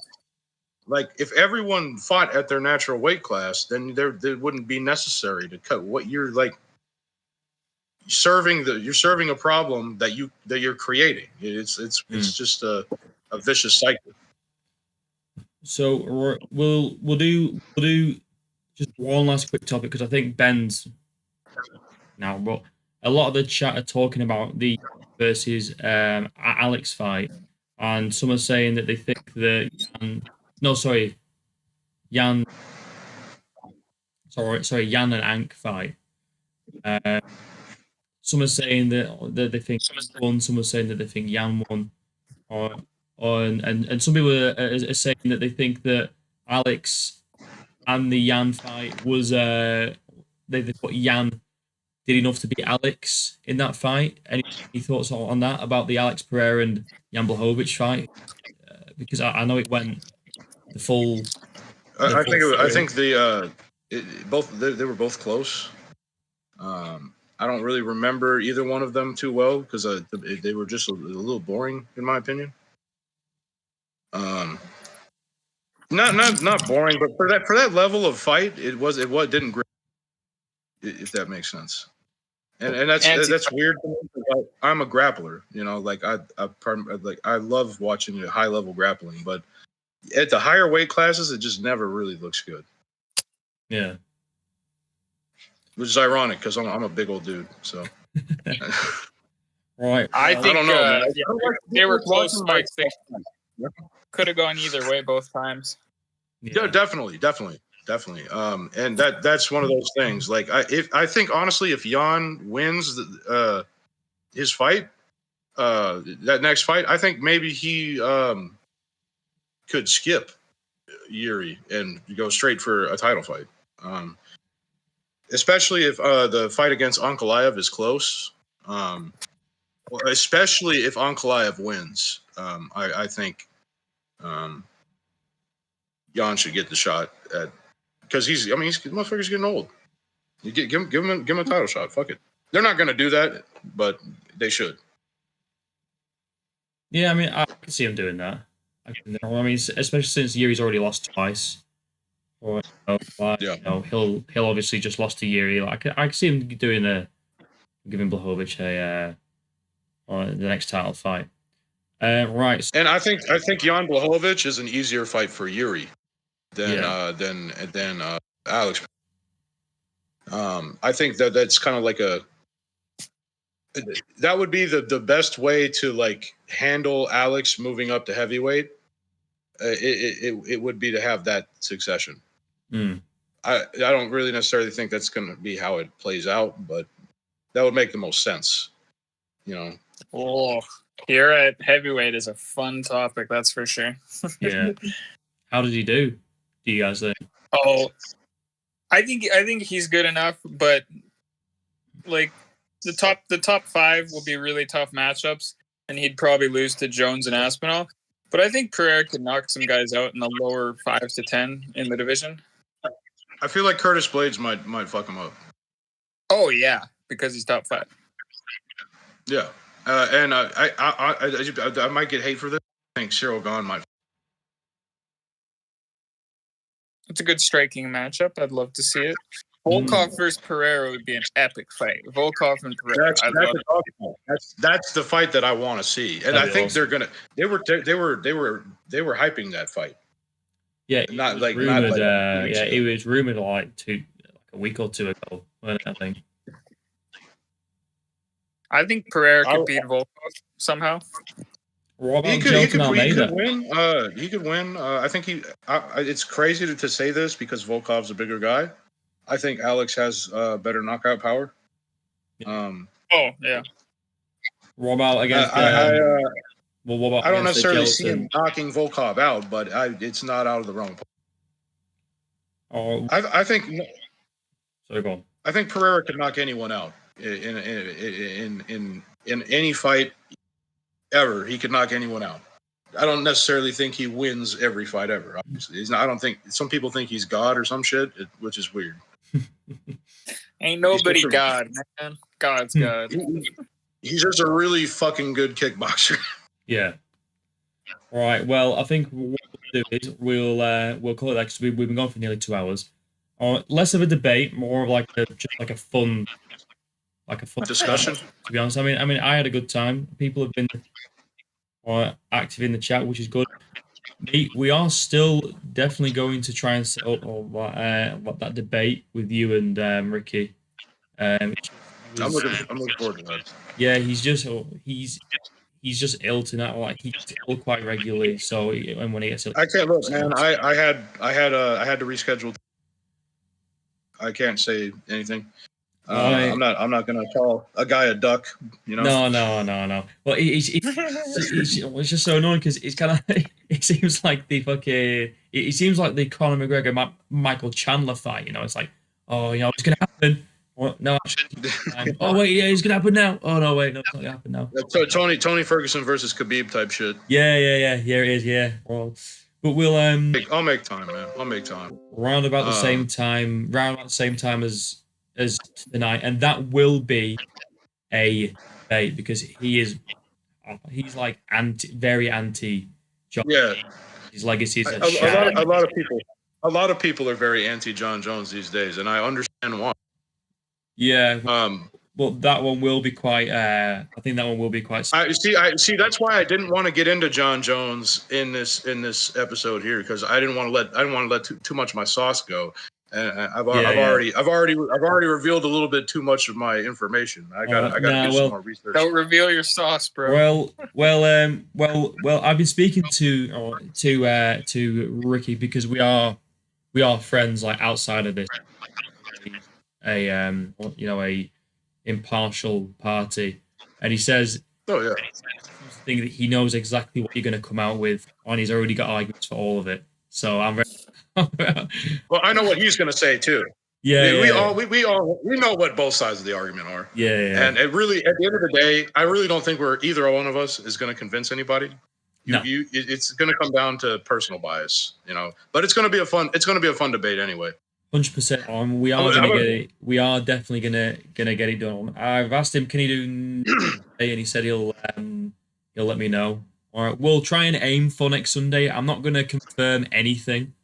I'll just kind of, we'll just jump on a call and we'll go live on. People can come in if they please. But I'm not doing any more posts about it because it just seems to fucking curse the bloody thing. So I'm just gonna wait until Sunday, see if it comes. If it doesn't come, then whatever. It doesn't matter. Do it some other time. But I do want to get it done because it's an interesting topic. They're not going to. Tom Aspinall and John Jones aren't going to. They're not going to what? Sorry, you cut out then. Tom Aspinall and John Jones are not going until we do this debate. John Jones called me and told me this. Oh, okay, all right, cool. Well, listen. If this debate, if that fight happens before the debate, I'll just be fucking. I'll be so just scrap it. Yeah, I'll just give up. I would drop to my knees and that fight happened before this debate.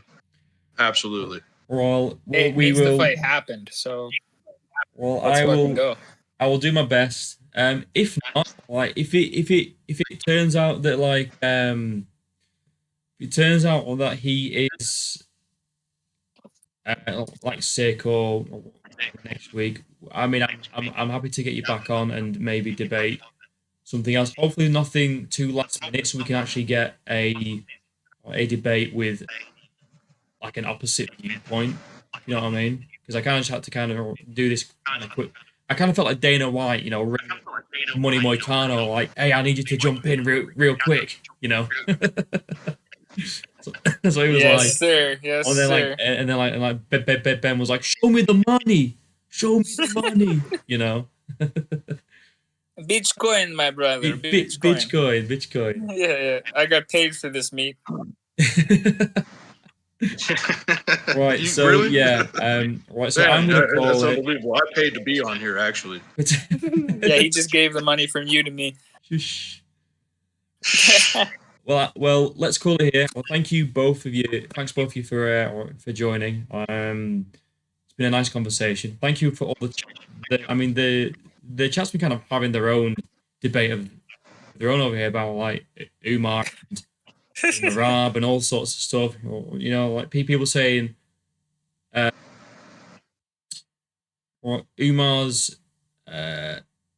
Umar would have dominated four rounds 4 and 5 with a broken hand.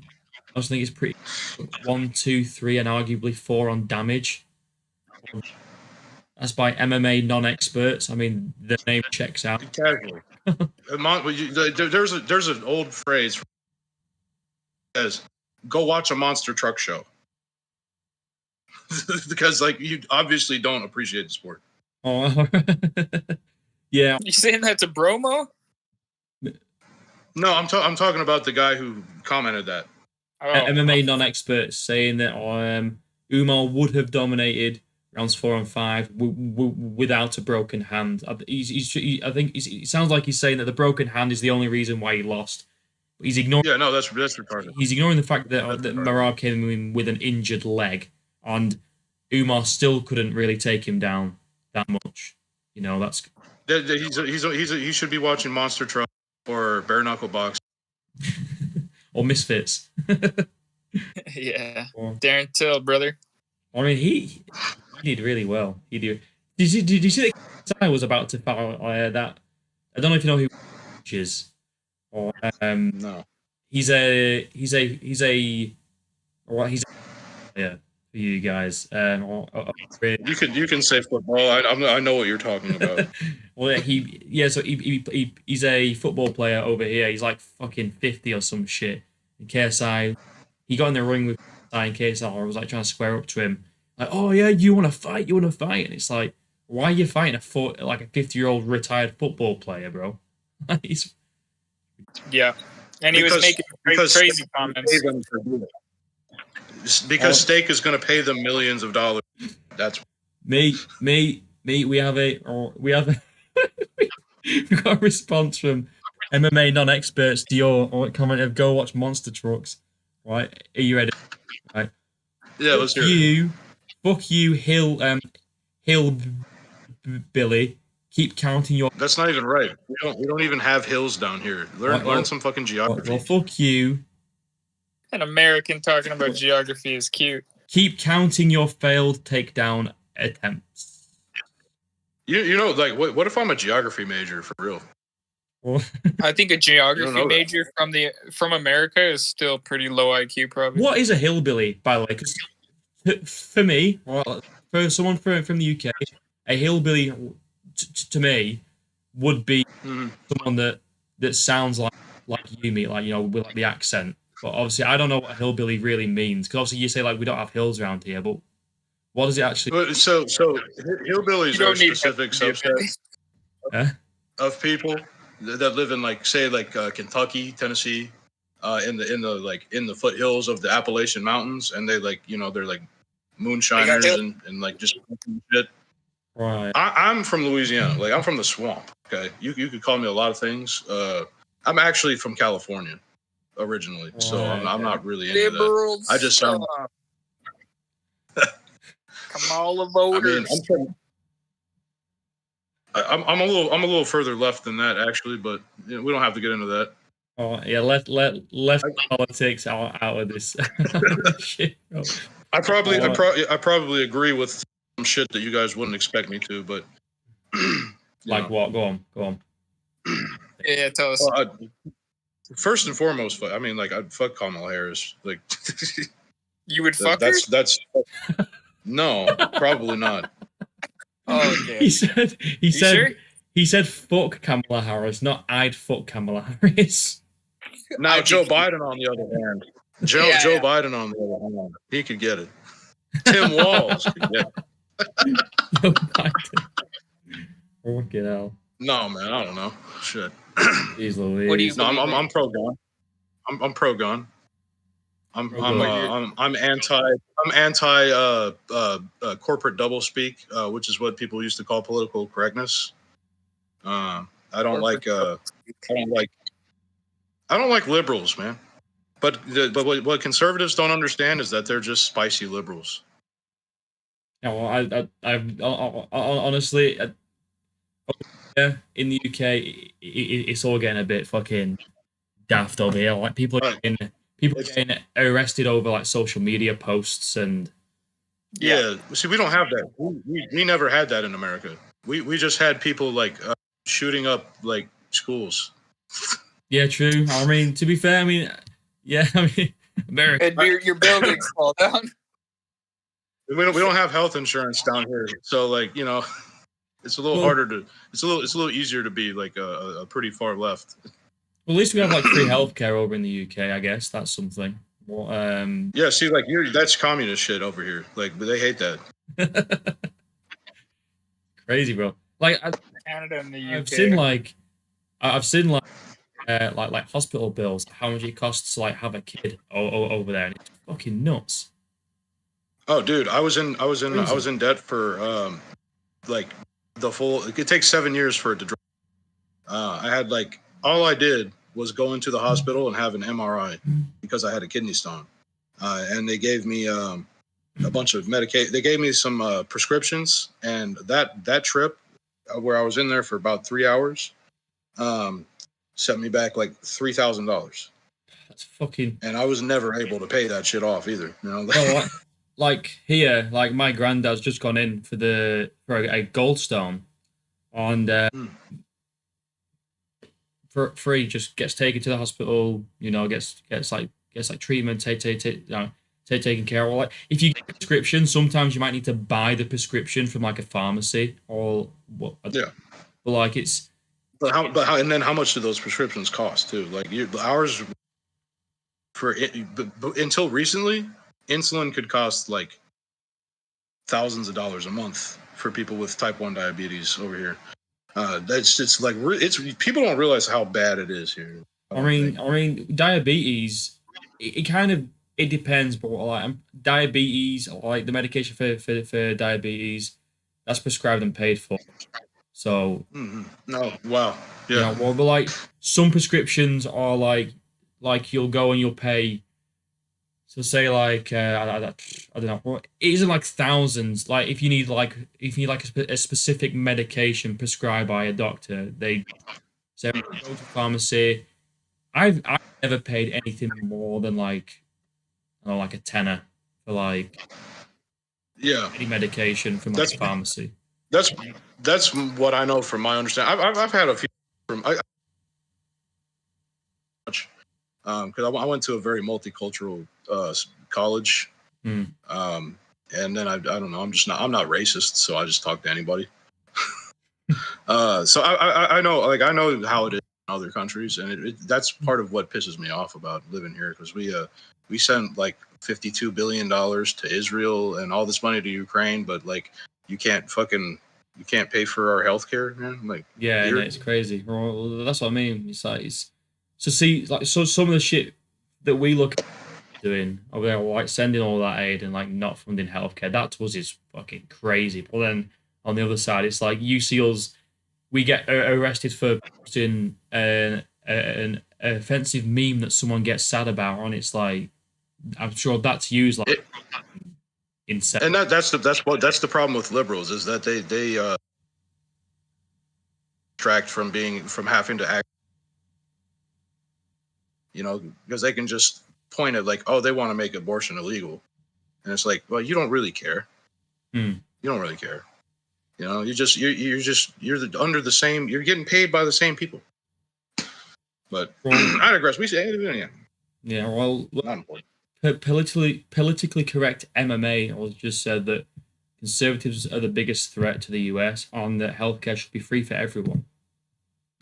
I mean, like that's definitely true, but I also think that I also think Sean Strickland's hilarious. Yeah. So like, like I'm not like a super sensitive guy, so I think there's a lot too much of that shit going on that like kind of drives people away from progressivism, and I think it's one of our biggest flaws as a movement.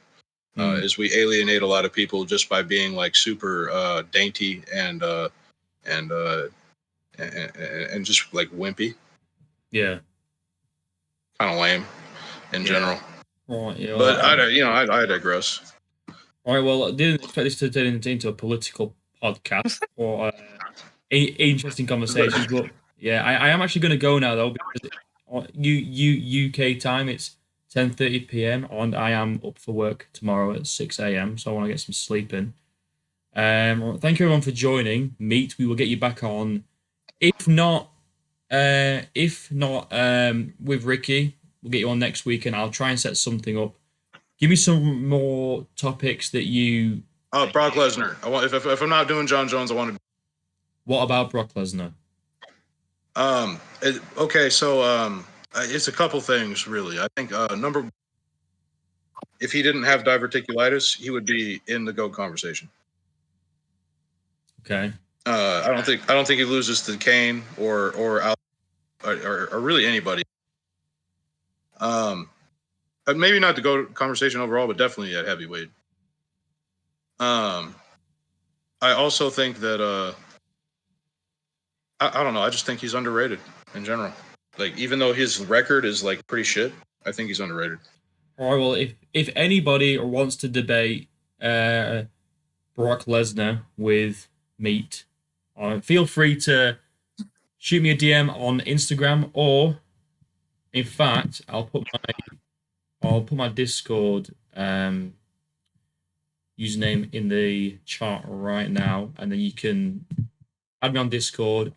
Feel free to give me a message. And if you guys have any debate topics that you would like to do, or that you want to come and do on a stream, I'm happy to host it. I mean, it's fun. We have good conversations. Politically correct MMA wants to get him on the week after next. I mean, I'm happy to do that, bro. Add me on Discord. Give me some topics that you would like to discuss, I'm sure I can find someone who opposes the views, as long as I have more than like a few hours on the list. You know, then I can debate. Yeah, anyone that wants to come on, add me on Discord or DM me on Instagram. It's linked in my channel. Yeah, we'll get you on next week meet, whether it's against Ricky or someone else who wants to debate Brock Lesnar. And yeah, do you want me? You know what I think. One thing before we leave, I think we need to, like, once you have a good stable of debaters that are consistently coming on, you should have like a panel show, like once every other week or something like that, like total MMA debate chaos. I would love to have a panel of people, but we need to think of like are you saying like have like a specific or just like a free? Yeah, either that or just do like some kind of we would have to come up with topics ahead of time that was just for the panel, and then pick people who we think would be interesting, I guess. Or you can do current topics. Yeah. Current topics would be good too. Well, if you guys want to get in on that, we could. I mean, we could have a chat and kind of try and plan that shit out. I'd be happy to do a panel of many people. Oh hell yeah! Who want to come out? I really want to do more of this stuff. I find debates really interesting. I watch loads of debates online, not about MMA, but about all sorts of like issues going on. And I want to. I watched anything from fucking anime, power, political, whatever. That's we're all nerds here. Bismarck MMA says he's going to come and debate in favor of Ankalaev, but we'll wait till the 3/13 fight week. I mean, we could do like a panel show or like leading up to a pay-per-view about like what we think, or like predicting the card and stuff. If anyone's interested in that, again, we'll get it set up for the. I probably won't do it for like fight nights, because then it's doing it, like just for like the main pay-per-view, stuff like that. If anyone's interested, hit me up. I'll have anyone on. I really don't care, as long as it's good faith and everyone's relatively nice. I don't mind a bit of beef because it makes it interesting, but yeah.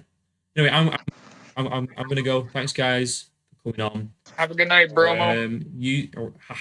Hey, y'all, everybody in the chat, have a great night. Thanks for having me on, Bromo. Thanks for the debate on short notice. Came on in off the couch. Hell yeah, Ben. Appreciate it. Peace out, boys. No worries. And thanks, Bromo. No worries. And hopefully next week we can get the John Jones one going. But yeah, anyway, like I said, I'll have a video coming out soon about Prohaska. I'm glazing that guy. I don't give a fuck.